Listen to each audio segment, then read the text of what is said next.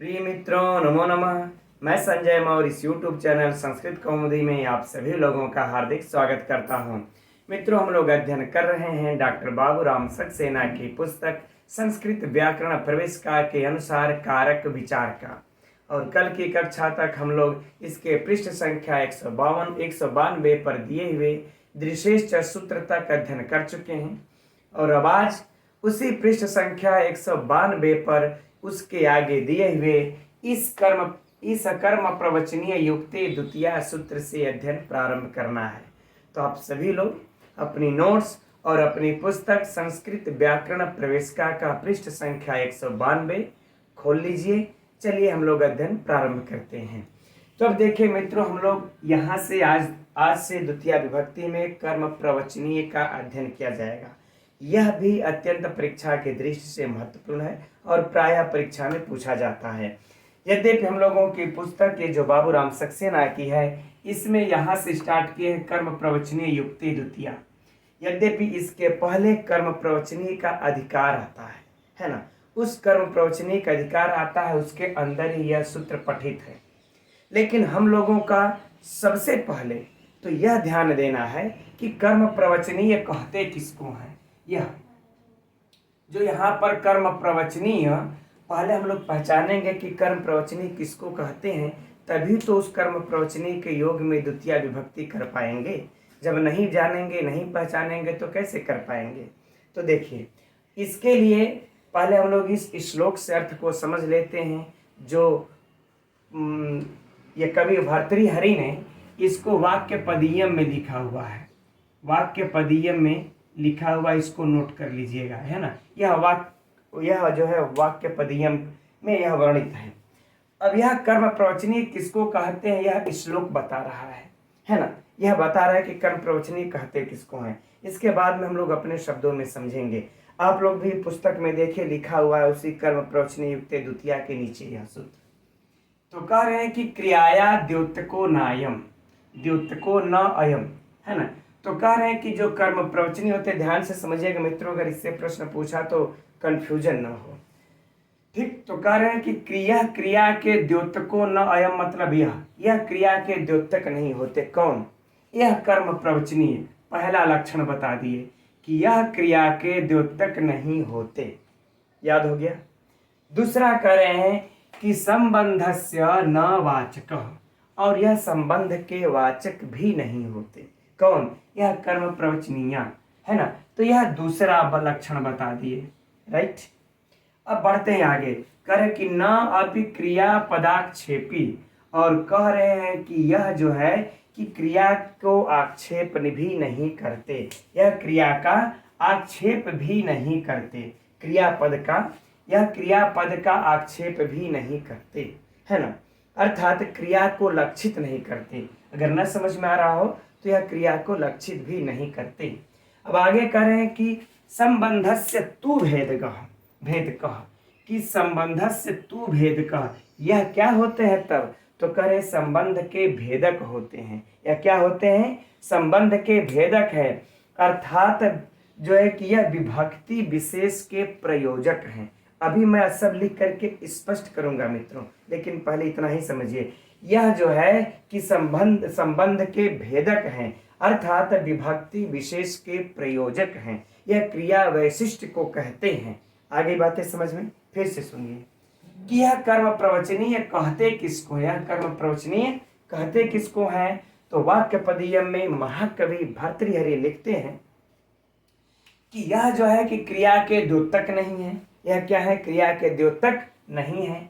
और ना ही यह संबंध को संबंधस्य न वाचक, ना ही यह संबंध के वाचक हैं।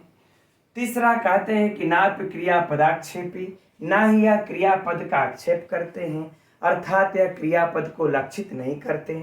तो अब यह तीन तो देखिए, कह दिए यह नहीं करते, तो वह करते क्या हैं, है ना। वह करते क्या? प्रश्न उठेगा ना, तब कहते वो है कौन? तो कह रहे संबंधस्य तु भेदकः, है ना, कि यह संबंध के भेदक होते हैं।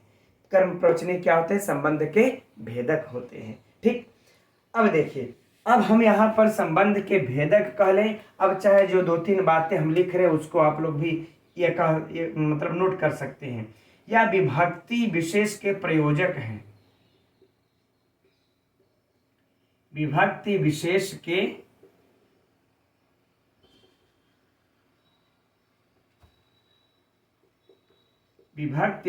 के प्रयोजक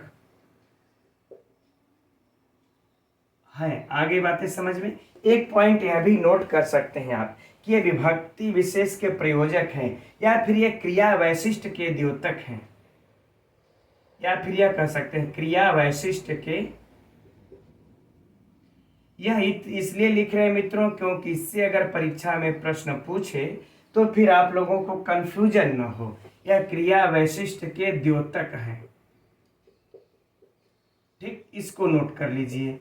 या फिर हम ऐसे भी कह सकते हैं कि यह विभक्ति के विधायक हो जाते हैं, यह विभक्ति के विधायक हो जाते हैं, राइट। चलिए, यह हम लोगों ने इसके 3 लक्षण को यह जान लिया, ठीक है। अब देखिए परीक्षा में ऑप्शन देगा, इस प्रकार से पूछा जाएगा हम लोगों से, है ना, कि कर्म प्रवचनीय है, कर्म प्रवचनीय है, विकल्प 1, क्रिया के द्योतक, है ना, विकल्प 2, संबंध के वाचक, विकल्प 3, ये क्रियापद के आक्षेपी, और विकल्प 4 संबंध के भेदक। तो आप लोग क्या मारेंगे कि यह संबंध के भेदक हैं। क्या हैं? संबंध के भेदक हैं, क्योंकि यह ना तो क्रिया के द्योतक हैं, ना ही यह संबंध के वाचक हैं, ना ही यह क्रियापद के आक्षेप करने वाले हैं, अर्थात क्रियापद को लक्षित करने वाले हैं, और न यह है क्या, तब करे संबंध के भेदक हैं, ठीक। ऐसा भी कह सकते हैं, या मान लेते यह ऑप्शन में नहीं दिया, अगर यह दे दिया कि विभक्ति विशेष के प्रयोजक कौन होते हैं, विभक्ति विशेष के प्रयोजक कौन होते हैं, तो कर्म प्रवचनीय होते हैं। क्रिया वैशिष्ट के द्योतक कौन होते हैं, तो कर्म प्रवचनीय होते हैं। क्रिया के द्योतक नहीं, क्रिया वैशिष्ट के द्योतक, याद रखिएगा, क्रिया के द्योतक नहीं, क्रिया वैशिष्ट के द्योतक होते हैं, और संबंध के वाचक नहीं, ये संबंध के भेदक होते हैं। यह चीज याद रखिएगा, है ना, कि यह क्रिया के द्योतक नहीं होते, क्रिया के पद को आक्षेप करने वाले नहीं होते। अब इतनी बार हम कह दें कि आप लोगों को याद हो गया होगा। अब देखिए, अब यह तो हो गई यह वाक्य पदयम के अनुसार। अब हम लोग आप लोगों को अपनी भाषा में हम कहते हैं कि कर्म प्रवचनीय किसको कहते हैं, अपनी भाषा में, है ना। तो देखिए, जो कर्म प्रवचनीय होते हैं, यह देखा जाए तो यह उपसर्ग के समान होते हैं। किसके समान होते हैं? उपसर्ग या निपात के समान होते हैं। यह एकदम नोट कर लीजिए, यह तो नोट कर ही लीजिएगा, यह परीक्षा का प्रश्न होगा मित्रों, ठीक है, एकदम जैसे जैसे मैंने कहा वैसे वैसे। अब हम अपनी भाषा में समझा रहे हैं कि यह उपसर्ग या निपात के समान होते हैं, उपसर्ग या निपात के समान होते हैं, और कुछ विशिष्ट अर्थों में ही ये कर्म प्रवचनीय हो जाते हैं, हर जगह नहीं, सिर्फ और सिर्फ कुछ विशिष्ट अर्थों में ही यह उपसर्ग और निपात को छोड़ करके कर्म प्रवचनीय हो जाते हैं, तब यह उपसर्ग नहीं रह जाते।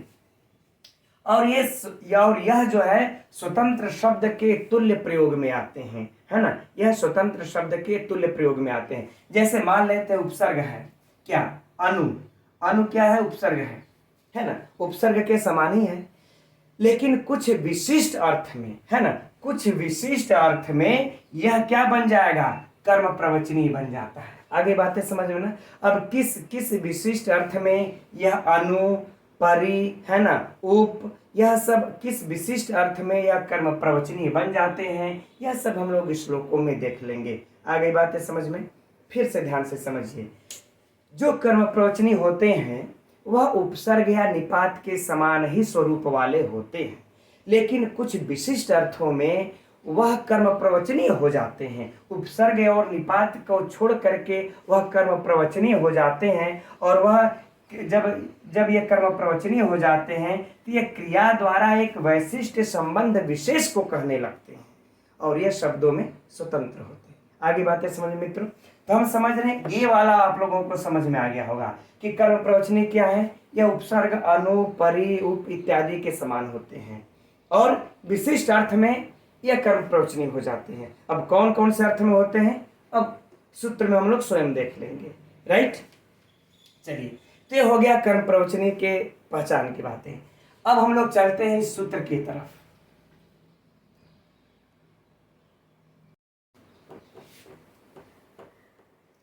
साफ कर लिया जिसको पहले। अब देखिए सबसे पहले हम लोग इस सूत्र को देखेंगे कि यह कैसा सूत्र है। अब इस सूत्र को पहले देखते हैं यह कैसा सूत्र है। तो यह देखिए विधि सूत्र है, एकदम नोट कर लीजिएगा। कैसा सूत्र है? विधि सूत्र है, विधान करता है किसका? द्वितीया विभक्ति का, है ना। अब देखिए मित्रों हम सीधे सीधे बता दे रहे आप लोगों से। यह सूत्र क्या करता है? कर्म प्रवचनीय युक्ते द्वितीया, कि कर्म प्रवचनीय के योग में द्वितीया हो। अब यह विधान कर रहा है। अब बाकी देखिए जहां जहां कर्म प्रवचनीय संज्ञा होती नजर आएगी उसके योग में जो जो शब्द रहेगा उसकी द्वितीया होती चली जाएगी। एकदम सिंपल सा एक नियम समझ लीजिए। जैसे हम लोग बाकी सूत्र क्या कर रहे थे? कर्म संज्ञा कर रहे थे। बाकी सूत्र हम लोग जो कर्मणि द्वितीया इत्यादि इससे पहले जो पढ़ रहे थे वह क्या करते आ रहे थे, है ना। कर्तुरिप्सितमम, कर्म से कर्म संज्ञा हुई, बस कर्मणि द्वितीया के तुरंत धमक जाता था कि अगर इसकी कर्म संज्ञा हुई तो हम द्वितीया विभक्ति हम करेंगे, है ना। अकथितम च से उसकी कर्म संज्ञा होती थी तो तुरंत कर्मणि द्वितीया के धमक जाता था कि कर्म हो गई तो हम इसमें द्वितीया लगाएंगे।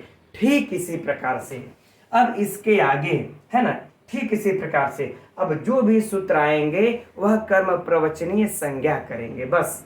और जैसे ही कर्म प्रवचनीय संज्ञा होगी वैसे ही तुरंत यह सूत्र आकर के धमक जाएगा, अपनी उपस्थिति पेश करेगा और कहेगा जब कर्म प्रवचनीय संज्ञा हुई तो हम उसमें द्वितीया विभक्ति करेंगे। अर्थात कुल मिला जुला करके यह समझ लेना है कि जहां जहां भी इस अब यहाँ पर द्वितीया विभक्ति में जहां जहां भी कर्म प्रवचनीय संज्ञा होगी उस जगह पर जब जब द्वितीया विभक्ति होगी तब तब सिर्फ इसी सूत्र से ही द्वितीया विभक्ति होगी। आ गई बातें समझ में? तो यह सूत्र क्या करता है कि कर्म प्रवचनीय के योग में कौन सी विभक्ति हो जाती है? द्वितीया। अब इस सूत्र का काम खत्म। अब हम लोग बढ़ते हैं अगले सूत्र की तरफ। अब यहां सब स्पष्ट हो जाएगा आप लोगों को। अनुरलक्षणे, अगर थोड़ा बहुत संशय अब रह गया होगा तो अब यहाँ पर सब स्पष्ट हो जाएगा। वह दौर समाप्त हो गया मित्रों जो द्वितीया विभक्ति में, द्वितीया विभक्ति का सबसे कठिन जो सूत्र है था वही था अण्यन्तावस्था को ण्यन्तावस्था में, है ना। अण्यन्तावस्था को ण्यन्तावस्था में जो परिवर्तित करते थे। तो अगर हम समझते हैं कि प्रायः लोगों को समझ में आ गया होगा, एक दो लोगों को मैंने कमेंट्स देखा, नहीं समझ में आया होगा तो कोई बात नहीं, कहिएगा फिर अलग से समझा देंगे उसको हम, उसके लिए आप लोग निश्चिंत रहिए। अनुरलक्षणे, अब देखते हैं इसको हम लोग अनुरलक्षणे को। यह क्या कहता है? यह सिर्फ यही कह रहा है ना, कि अनु का लक्षण अर्थ में, है ना, अनु का लक्षण। ठीक, यह जो अनु आया है ना तो यह देखिए अनु क्या हो गया? उपसर्ग हो गया, हमारा उपसर्ग के समान है कि नहीं। तो कह रहे यह अनु कब? जब कह रहे यह लक्षण किस अर्थ में आए? लक्षण, अर्थात लक्षण कह ले, चाहे हेतु कह ले और चाहे कारण कह ले, यह तीनों अर्थ इसका हो जाएगा। आ गई बातें समझ में कि यह अनु ठीक है, यह अनु जब या तो लक्षण अर्थ में आए, लक्षण का अर्थ हो जाएगा, या तो लक्षण अर्थ में हो, चाहे हेतु अर्थ में हो, चाहे कारण अर्थ में हो, तो इस अनु की कर्म प्रवचनीय संज्ञा हो जाती है। इस अनु की कर्म प्रवचनीय संज्ञा हो जाती है। तो अब यह देखिए अनुलक्षण क्या किया? संज्ञा। कौन सी संज्ञा किया? कर्म प्रवचनीय संज्ञा। तो यह कैसा सूत्र हो जाएगा? अब देखिए संज्ञा सूत्र हो जाएगा। कैसा सूत्र? संज्ञा सूत्र। आगे बातें समझ में? सिंपल सा एकदम मित्रों, कोई कठिनाई नहीं है इसमें, क्योंकि यह इस अनु की संज्ञा कर रहा है। कौन सी संज्ञा? कर्म प्रवचनीय संज्ञा। किस अर्थ में? तो कह रहे लक्षण हेतु कारण। हमने अब देखिए उस उदाहरण पर चलते हैं, उस परिभाषा पर जिसकी चर्चा भी हम लोग की है कि जो कर्म प्रवचनीय क्या होते हैं? किसी उपसर्ग के समान होते हैं, निपात के समान, लेकिन विशिष्ट अर्थों में उनकी कर्म प्रवचनीय संज्ञा हो जाती है। तो देखिए उपसर्ग के समान हमको अनु दिखाई दिया, इसका यहाँ पर विशिष्ट अर्थ में आ रहा है लक्षण या हेतु कारण अर्थ में। तो इस विशिष्ट अर्थ में जब आएगा तो इस अनु की कर्म प्रवचनीय संज्ञा हो जाएगी अनुलक्षण सूत्र से। सिंपल, उदाहरण देखते हैं। उदाहरण हम लोगों का जप मनु, है ना, प्रावर्षक। जपम अलग अलग लिख लेते हैं, जपम अनु प्रावर्षक। ठीक, थोड़ा सा अलग अलग लिख लेंगे तो समझने में हम लोगों को सरलता होगी। ठीक है ना, जपम अनु प्रावर्षक। अब इसका हिंदी क्या हो जाएगा? जप के पश्चात वर्षा हुई। जप के पश्चात वर्षा हुई। राइट, चलिए, या जप के कारण वर्षा हुई, हम ऐसा भी कह सकते हैं, जप के कारण वर्षा हुई। चलिए, अब यहां पर देखिए अनु आया ना, तो अनु का जो अर्थ हम लोगों का दिखाई दिया क्या? हेतु अर्थ में आया कि जप नहीं होता तो वर्षा नहीं होती। तो हमारा यह जप क्या हो गया? हेतु हो गया। हुआ कि नहीं भाई? वर्षा नहीं हो रही है, वैसे भी देख रहे हैं इस बार बस गर्मी है और गर्मी चल रही है, वर्षा नहीं हो रही है। तो ऐसे में क्या हम लोग अब करेंगे? कुछ लोग विशिष्ट लोग, हमारे साधु लोग, कि जप लगेंगे करने। तो जप के होगा तो उसी के कारण वर्षा होगी, यानी जप के पश्चात वर्षा होगी, है ना। तो जप के पश्चात वर्षा हो रही है, तो जप हमारा क्या हो गया? हेतु। तो इस हेतु अर्थ में यहाँ पर कौन आ गया? अनु। किस अर्थ में आ गया? हेतु अर्थ में। अब यह हेतु क्या है? विशिष्ट अर्थ है। यह उपसर्ग की भांति है, लेकिन यहां पर विशिष्ट अर्थ में आ गया। ठीक, तब इसके योग में कौन आया है? इस जपम आया है, यह जपम आया है। तो इस अनु की कर्म प्रवचनीय संज्ञा हो जाएगी। यहां याद रखिएगा, इसकी कौन सी हो जाएगी? कर्म प्रवचनीय संज्ञा। कर्म प्रवचनीय संज्ञा, है ना। अब इसकी कर्म प्रवचनीय संज्ञा हो गई। अब आएगा, जैसे ही इसकी कर्म प्रवचनीय संज्ञा हो जाएगी अनुलक्षणे से, वैसे ही हमारा कर्म प्रवचनीय युक्त द्वितीय आ जाएगा। कहेगा जब आपने इसको कर्म प्रवचनीय कर दिया है तो हम इसके योग में इसकी क्या कर देंगे? द्वितीय विभक्ति हम कर देंगे। तो इसमें जो है कि कौन सी विभक्ति हो गई? द्वितीय विभक्ति। ठीक, आ गई बातें समझ में? द्वितीय विभक्ति। यद्यपि इसमें जो है कि हेतु के कारण से कौन सी विभक्ति प्राप्त थी? हेतु सूत्र से तृतीया प्राप्त थी मित्रों यहाँ पर, है ना। क्योंकि यह जप के कारण वर्षा हो रही है। जप, वर्षा में हेतु कौन है? जप। तो जप में हेतु सूत्र से तृतीया प्राप्त थी, उस तृतीया का बाद करके यहाँ पर द्वितीया हो गई। राइट, अब परीक्षा के प्रश्न को सुनिए ध्यान से। पहला प्रश्न, इस अनु की किस सूत्र से कर्म प्रवचनीय संज्ञा हुई है? यहाँ पर यह उदाहरण देगा, जपम अनु प्रावर्षक। इस अनु की किस सूत्र से कर्म प्रवचनीय संज्ञा हुई है? तो किससे हुई है? अनुलक्षणे से इसकी कर्म प्रवचनीय संज्ञा हो गई। किससे? लिख लीजिए एकदम, अनुलक्षणे से कर्म प्रवचनीय संज्ञा हुई। राइट, अब दूसरा बात है ना, यह कि दूसरा प्रश्न कि अनु की यहाँ पर किस अर्थ में कर्म प्रवचनीय संज्ञा हुई है? किस अर्थ में कर्म प्रवचनीय संज्ञा हुई है? तो मित्रों आप लोग अगर हेतु है तो हेतु लिख सकते हैं, कारण है तो कारण लिख सकते हैं, अगर यह सब नहीं है तो लक्षण है तो लक्षण लिख सकते हैं कि यह लक्षण अर्थ में हुई है। यह भी मित्रों, यह दोनों प्रश्न यहाँ पर एकदम नोट कर लीजिएगा। जब भी कर्म प्रवचनीय संज्ञा हो तो इन दोनों को ध्यान में रखना है हम लोगों को। एक तो ये बातें कि किस सूत्र से इसकी कर्म प्रवचनीय संज्ञा हो रही है, दूसरी ये बातें कि किस अर्थ में इसकी कर्म प्रवचनीय संज्ञा हो रही है ना। तो किस सूत्र से हुई? अनुलक्षण से हुई। किस अर्थ में हुई? तो लक्षण अर्थ में हुई। कंप्लीट। अब आगे देखते हैं, आगे क्या है? ये जपम में द्वितीय विभक्ति। अब यह उदाहरण रख के प्रश्न पूछा जाएगा कि जपम में किस सूत्र से द्वितीय विभक्ति हुई? तो मित्रों कर्मण द्वितीय को भूल जाइएगा, है ना। कर्मण द्वितीय को भूल जाना है और अब याद क्या कर लेना है? ये कर्म प्रवचनीय युक्ते द्वितीय। आ गई बातें समझ में? इस सूत्र से यहाँ पर कौन सी हो जाएगी? द्वितीय विभक्ति, है ना। क्योंकि जैसे ही कर्म प्रवचनीय होगा वैसे ये सूत्रार्थ धमकेगा, कहेगा कि मैं इसमें द्वितीय कर दूंगा। ठीक, ये 3 प्रश्न इसके हो जाएंगे मित्रों। अब बाकी 3 से चौथा प्रश्न इसमें नहीं बनने वाला है। ठीक, अब नहीं बनने वाला इससे चौथा प्रश्न। ठीक, हम समझते हैं, अब समझ में आ गया होगा। अब हम लोग आगे बढ़ते हैं अगले सूत्र के तरफ।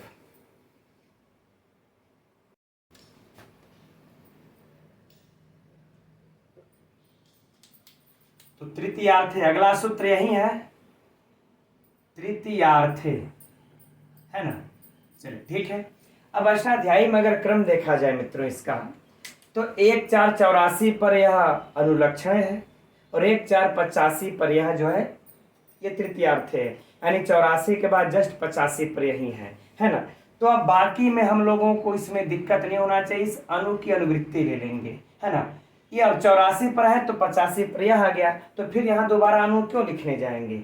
अब क्या हो जाएगा, इस अनु का, है ना, अब अनुवृत्ति यहाँ से ले लेंगे।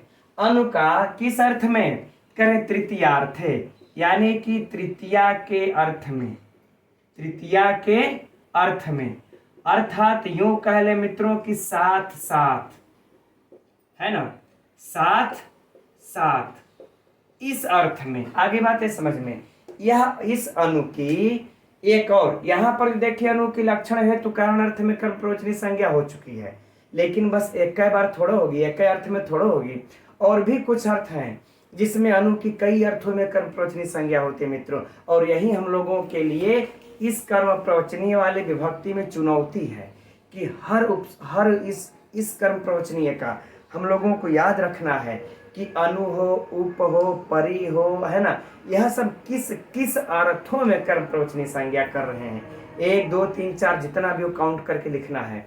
चलिए लास्ट में हम बताएंगे उसको, वैसे आप लोग काउंट करते चलिएगा, इस तरह से दिमाग में सेट हो जाएगा, परीक्षा में कंफ्यूजन नहीं होगी।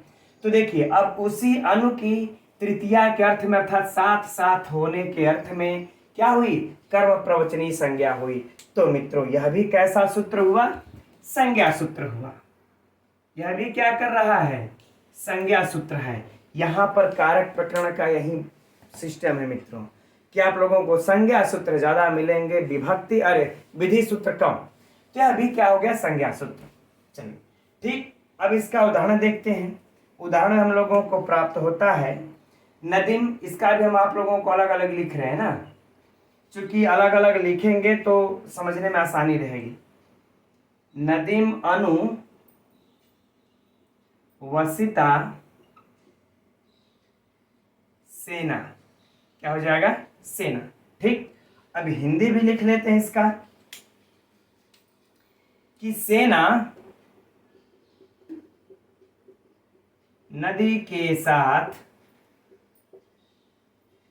साथ क्या है, संबद्ध है।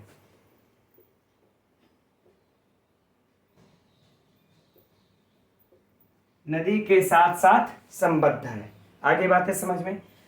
अब देखिए यहां पर नदी के साथ साथ संबद्ध है ना। तब यहां पर देखिए जो अनु आया है वह किस अर्थ में आ गया, है ना, इस साथ साथ अर्थात तृतीया के अर्थ में, है ना, तृतीया में स होता है ना, तो कह रहे साथ साथ अर्थात तृतीया के अर्थ में आ गया। तो इसकी भी मित्रों कौन सी संज्ञा हो जाएगी, कर्म प्रवचनीय संज्ञा हो जाएगी इस अनु की। और कर्म प्रवचनीय संज्ञा होने के बाद इसके योग में आए हुए इस नदीम की कौन सी विभक्ति हो जाएगी, इस कर्म प्रवचनीय युक्ते द्वितीया से इसमें द्वितीया विभक्ति। राइट, आगे बातें समझ में ना, है ना। जबकि नहीं तो क्या हो जाता, सह के योग में नदी के साथ, तो नद्या हम लोग इसमें क्या चीज लगाते, तृतीया में लगाते हैं ना, इसको हम लोग तृतीया में ले जाते इस जो है कि नदी को। ठीक, लेकिन यहां पर क्या हुआ कि इसकी कर्म प्रवचनी संज्ञा हो जाने के कारण इसको हम लोग तृतीया का बाध करके इसको किस में ले आए, द्वितीया में ले आए। राइट, चलिए अब परीक्षा के प्रश्न की चर्चा।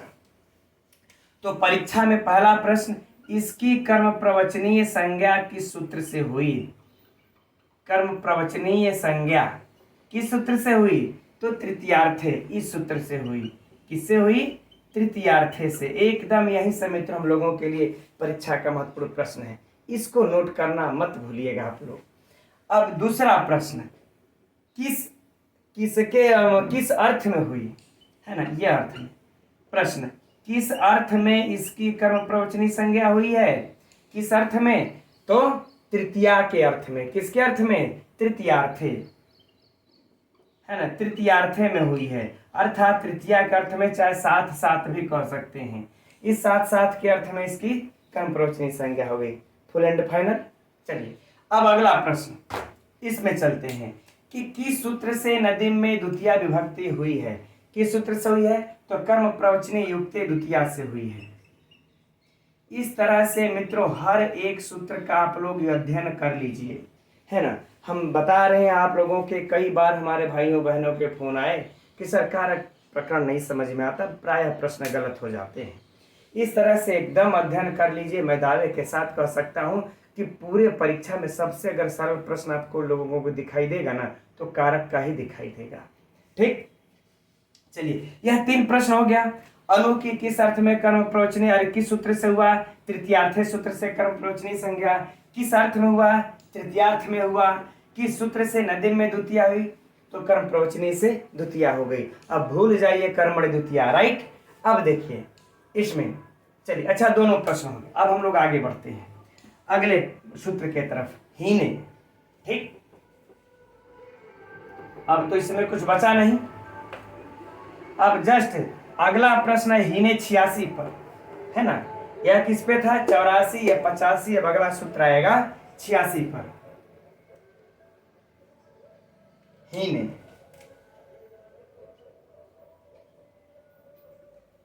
ठीक, चलिए अब इस हीने को देखते हैं। तो यह क्या कहता है कि हीन के अर्थ में भी, अब यहां पर सीधे सीधे हम लोग नोट कर लिया जाए, अनु, अनु लगा लिया ना, बस सीधे। अब यहां पर जो अनु का लक्षण में, अनु का तृतीयार्थ के अर्थ में, अब अनु का हीन अर्थ में भी। क्या? किसमें? हीन अर्थ में भी, हीन अर्थ में। बस मित्रों हम लोगों को इतना ही ध्यान देना है। अब देखिए अनु का यहां पर हीन अर्थ में क्या हो जाएगी? कर्म प्रवचनी संज्ञा, कर्म प्रवचनी संज्ञा। तो यह भी हीने कैसा सूत्र होगा हम लोगों का? संज्ञा सूत्र। आगे बातें समझ में? यह हीने भी कैसा सूत्र हुआ? संज्ञा सूत्र। कौन सी संज्ञा कर रहा है? कर्म प्रवचनी संज्ञा कर रहा है। किसकी कर रहा है? अनु की कर रहा है। किस अर्थ में कर रहा है? हीन अर्थ में कर रहा है। ऐसे भी पूछा जा सकता है मित्रों, याद कर लीजिए परीक्षा में प्रश्न किसी भी प्रकार से घुमा करके पूछा जा सकता है। सुनिएगा प्रश्न, थोड़ी सी चर्चा कर लें कि तृतीयार्थे किसकी जो है कर्म प्रवचनी संज्ञा करता है? अनु की, उप की, अधि की, किसकी करता है? 3 ऑप्शन तो ऐसा ही हो गया। तृतीयार्थे सूत्र या हीने सूत्र, क्योंकि अनुलक्षणे पूछेगा तो इसमें अनु लगा है, तुरंत आप लोग अनु पकड़ लेंगे। लेकिन अगर ऐसे पूछ देगा कि तृतीयार्थे चाहे हीने, यह सूत्र किसकी कर्म प्रवचनी संज्ञा करता है? अनु की, उप की, अधि की या प्रति की? किसकी करता है? तो किसकी करता है मित्रों? अनु की करता है। किसकी करता है? अनु की कर्म प्रवचनी संज्ञा करता है। तो एकदम हम लोगों को याद करना है ना, एकदम इस प्रकार से किसी भी प्रकार से प्रश्न को पूछे उसके लिए हम लोगों को तैयार रहना है, राइट। चलिए ठीक, इसका उदाहरण क्या हम लोगों को जो प्राप्त होता है पुस्तक में हीने का? अनुहरिम सुरा, अनुहरिम सुरा।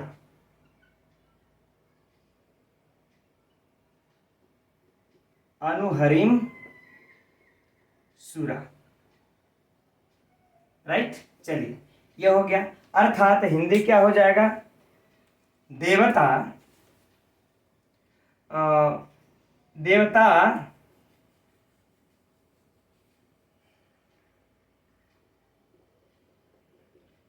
हरि से हीन है,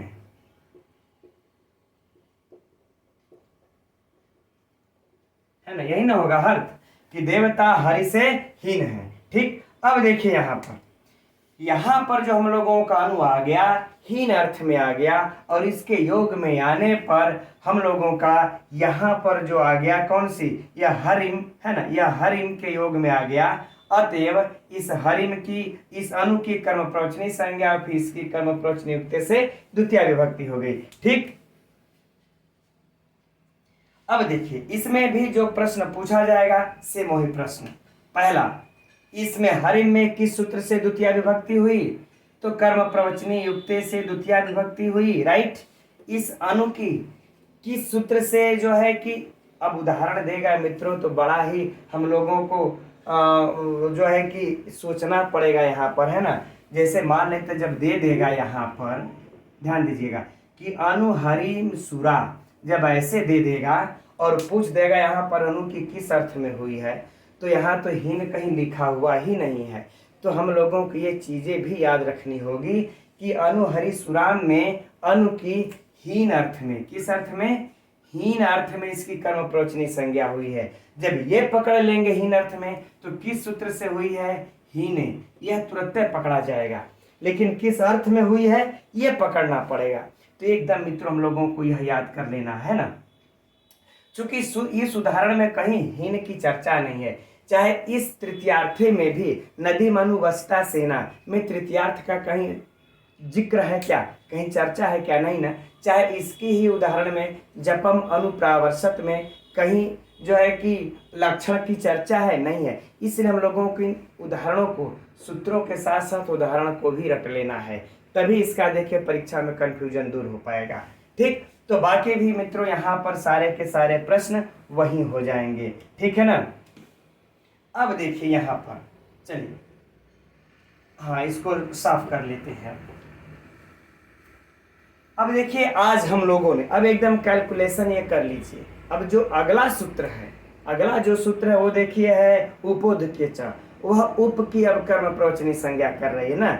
लेकिन उसके पहले ही हम लोग यहाँ पर एकदम कैलकुलेशन यह कर लें कि अनु की यहाँ पर तीन अर्थ में, अभी हम लोग इन तीन सूत्रों से अध्ययन कर लिए कि कर्म प्रवचनी संज्ञा होती है। कितने अर्थों में, तीन अर्थों में देख लिए, एक लक्षण अर्थ में, एक तृतीयार्थ के अर्थ में, एक हीन के अर्थ में। नोट कर लिया। यद्यपि आगे अभी और भी लक्षणोत्तम भूताख्यान आएगा, वह भी अनु की कर्म प्रवचनी संज्ञा करेगा, लेकिन इन तीनों को अभी दिमाग में बैठा लिया जाए, फिर आगे भी आएगा तो उसको बैठाया जाएगा दिमाग में, राइट। तो यह तीनों बैठ गए हम लोगों के दिमाग में।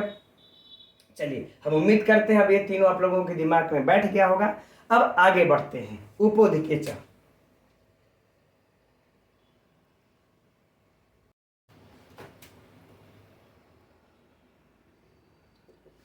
तो उपोधिके च,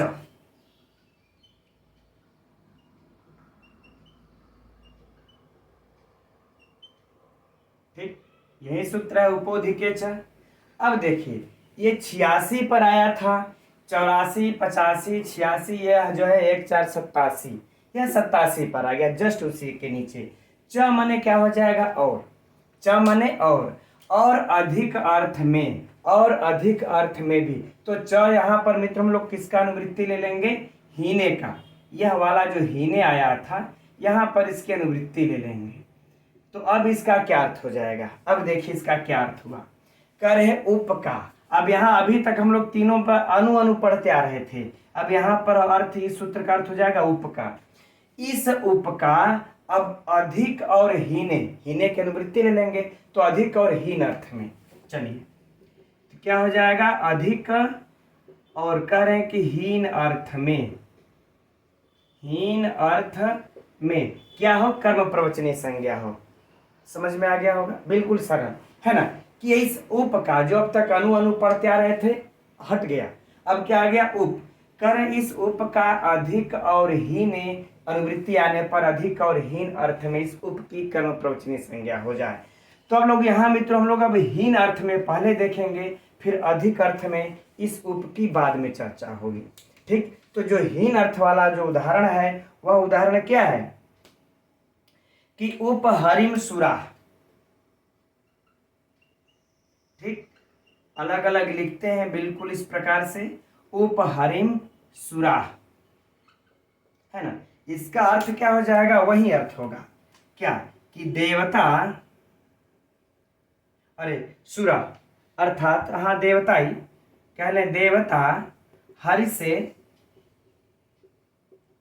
हीन है, देवता हरि से हीन है। आगे बातें समझ में आनी, हरि से नीचे हैं, सारे जितने देवता हरि से नीचे हैं। तो अब यहाँ पर देखिए, यहाँ पर जो उप आया है वह किस अर्थ में आ गया है, हीन अर्थ में। किस अर्थ में आया, हीन अर्थ में।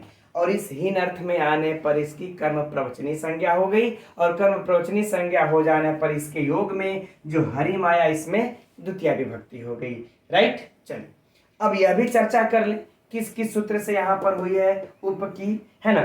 तो किस सूत्र से हो गई इसकी उप की मित्रों कर्म प्रवचनी संज्ञा, उपोधिके च से। किससे, उपोधिके च से। किस सूत्र से हुई है? उपोधिके च सूत्र से हुई है। इसकी कर्म प्रवचनी संज्ञा किस अर्थ में हुई है? तो हीन अर्थ में हुई है। राइट, कोई समस्या नहीं। अब हरिम में किस सूत्र से द्वितीया हुई? तो कर्म प्रवचनी युक्त द्वितीया से इसमें द्वितीया विभक्ति हो गई। कोई समस्या नहीं है ना। अब देखिए यहाँ पर, जबकि अर्थ यहाँ पर फिर से एक बार कह लेना चाहेंगे हम लोग। यहाँ पर हम लोगों ने क्या देखा था? हीने का कि अनुहरिम सुरा, यही नहीं देखा था। चलिए लिख भी लेते हैं इसको, अनुहरिम सुरा, पुनः एक बार लिख लेते हैं इसका। अब देखिए दोनों का अर्थ एक ही है, इसका भी देवता हरि से हीन है। यह डिफरेंट इसलिए करने के लिए हम कर रहे हैं मित्रों कि ताकि आप लोगों को एकदम कंफर्म हो जाए। नहीं तो यही होता है, आगे बढ़ो तो पीछे का कंफ्यूजन ये कर देता है, सब हौच पौच हो जाता है ना। इसीलिए कि देखिए हीने का उदाहरण था अनुहरिम सुरा। जब यह पूछे तो यहाँ भी अनुहीन अर्थ में आया है। अनु किस अर्थ में है? हीन अर्थ में। और यहाँ भी उप किस अर्थ में है? हीन अर्थ में। ठीक, और दोनों का अर्थ एक ही हो जाएगा, देवता हरि से हीन है। बस सूत्र अलग अलग, बस सूत्र अलग अलग। उपहरिम सुरा में उप की कर्म प्रवचनी संज्ञा उपोधिके च से, और अनुहरिम सुरा में अनु की कर्म प्रवचनी संज्ञा हीने सूत्र से। आगे बातें समझ में चले। ठीक, अब देखिए हम लोग अधिक वाला उदाहरण देखते हैं। कौन वाला उदाहरण देखते हैं? अधिक वाला। यह हो गया उपहरिम सुरा। अब अधिक वाला होगा तो अधिक वाले के साथ एक लोचा है, यानी कहने का मतलब थोड़ा सा झमेला है। क्या है? उपपरार्धे हो जाएगा। क्या हो जाएगा? उपपरार्धे है, ये हो जाएगा उपपरार्धे हरेर गुड़ा, यानी कहले हरेह गुड़ा है ना। हरेह यानी कि हरेर गुड़ा। चलिए एक ही में लिख देते हैं, हरेर गुड़ा। अब इसका क्या अर्थ हो जाएगा कि हरि के गुण परार्ध से अधिक है ना। ये अर्थ हो गया, हरि के गुण परार्ध से अधिक है। जो परार्ध संख्या है ना उससे भी ज्यादा है। किसके अधिक गुण है? हरि के गुण है। ठीक, तो यहां पर देखिए जो उप का है ना, उप परार्धे हो गया है, तो उप की कर्म प्रवचनीय संज्ञा जो होगी, एकदम यह नोट कर लीजिएगा मित्रों, यहां पर कंफ्यूजन हो सकता है। जो इसकी कर्म प्रवचनीय संज्ञा हुई है वह तो इसी सूत्र से होगी, उपोधिके च से। उपोधिके च सूत्र से होगी इसकी कर्म प्रवचनीय संज्ञा। और किस अर्थ में होगी? वो अधिक अर्थ में। किस अर्थ में? अधिक अर्थ में। ये दोनों हम लोगों का जो प्रश्न होगा यह तो सेम हो जाएगा, लेकिन इस परार्धे में कौन सी विभक्ति है? सप्तमी। इस परार्धे में कौन सी विभक्ति है? सप्तमी। तो अब प्रश्न उठेगा कि यहाँ पर अब तक तो द्वितीया हो रही थी, है ना, जिसकी कर्म प्रवचनी संज्ञा हो रही थी हरिम में, और इसमें भी ऊपर हम लोगों ने देखा सब जगह द्वितीया हो रही थी, लेकिन यहाँ परार्धे सप्तमी कैसे हो गई? ठीक है, कि हरि के गुण परार्ध से भी अधिक है, उस परार्ध में सप्तमी कैसे हुई? तो कह रहे हैं कि यहाँ पर परार्ध में जो सप्तमी हुई है मित्रों, तो इसको याद कर लेना है। सूत्र क्या?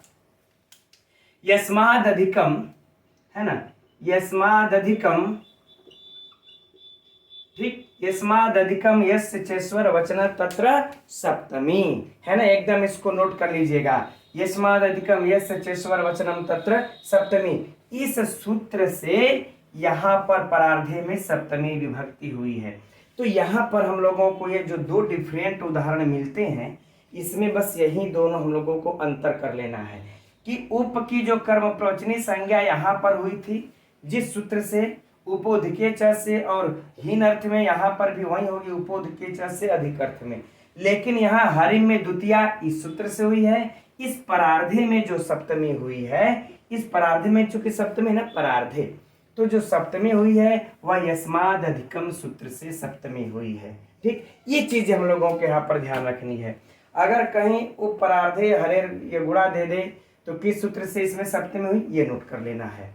हम लोगों को फिर तब इधर ध्यान नहीं देना होगा, क्योंकि वह सूत्र है, सप्तमी में जब आएगा तो उसको विशिष्ट तौर पर अध्ययन कर लिया जाएगा। फिलहाल इतना ही। अब आगे मित्रों हम लोगों को 3 सूत्र और रह गए जो कि कर्म प्रवचनिया के अंतर्गत पढ़ने हैं। तो हमको लग रहा है कि दोनों सूत्र थोड़ा सा लंबे उलझाऊ हैं। तो चलिए रहने देते हैं, आज की कक्षा में इतना ही, और कल की कक्षा में अब इसके आगे के सूत्र अभी और भी देखना है। चूंकि ये जो अनु है तो अभी हम लोगों ने 3 ही अर्थ में इसका देखा, कर्म प्रवचनी संज्ञा हो रही है। उसके बाद ये उप के ऊपर आ गए, अभी अनु की और भी अर्थ में कर्म प्रवचनी संज्ञा होगी, है ना, उसको अब हम लोग कल देखेंगे। तो आज के लिए इतना ही नहीं, यार इतना ही रहेगा, अब कल मिलते हैं। और यह कक्षा मित्रों अब आप लोगों की रोजा प्रतिदिन 3 बजे ही चलेगी, 8 बजे नहीं चलेगी, ठीक है।